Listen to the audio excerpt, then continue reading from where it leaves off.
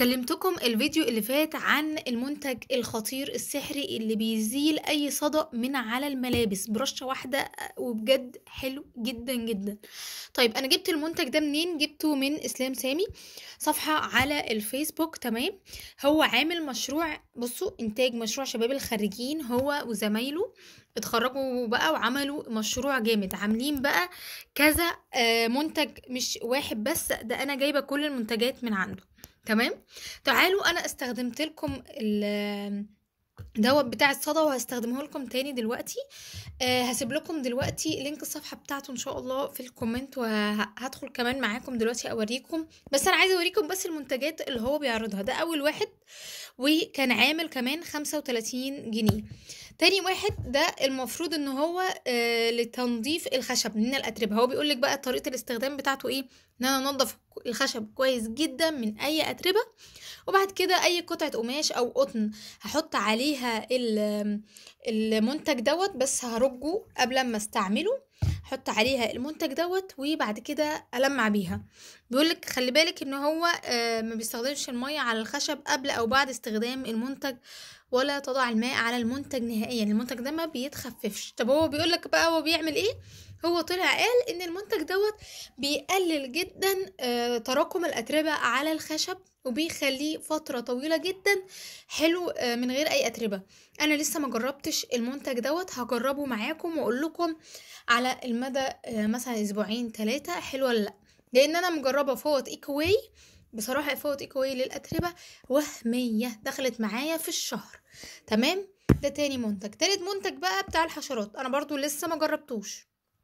هو عامل 25 جنيه، بفرغ في زجاجة بخاخ، ويتم إضافة مثلا إيه تونر عند الاستخدام، ويرش على كل الأركان.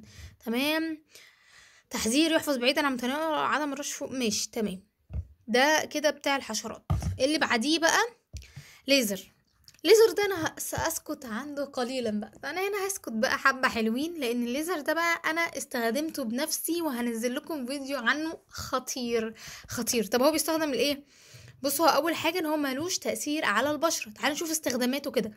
بيزيل اصعب البقع من على الملابس؟ بصراحة لا، في منتج يعني بيزيل بس مش اصعب البقع، لان انا جربته مع بقعة المانجا، لا مش قوي. تمام، ازالة الزيوت والشحوم والاحبار، بيزيل الحبر.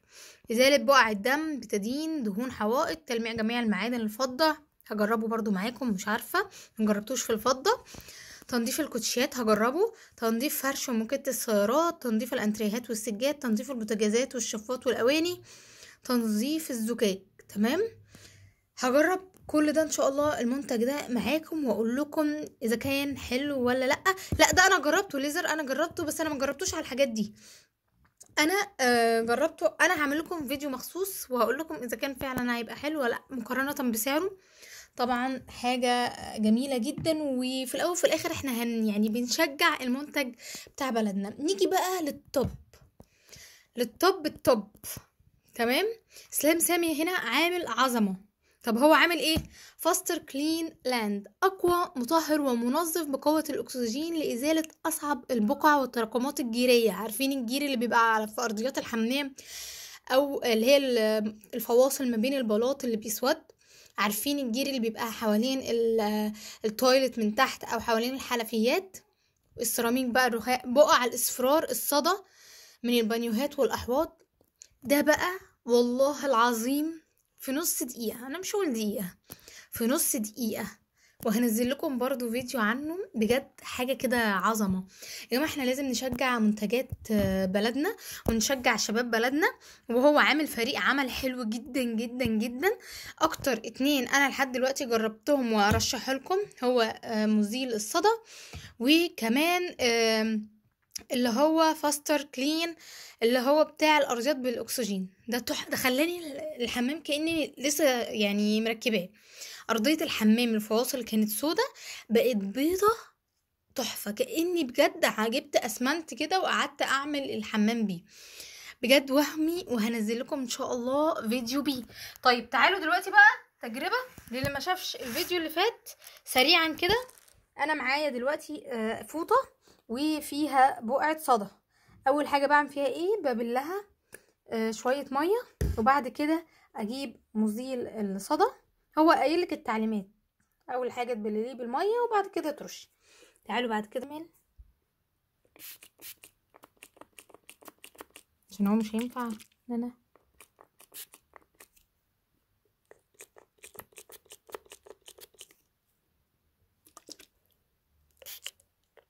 والله مش عايزه اقطع الفيديو، بس مش عارفه ارش.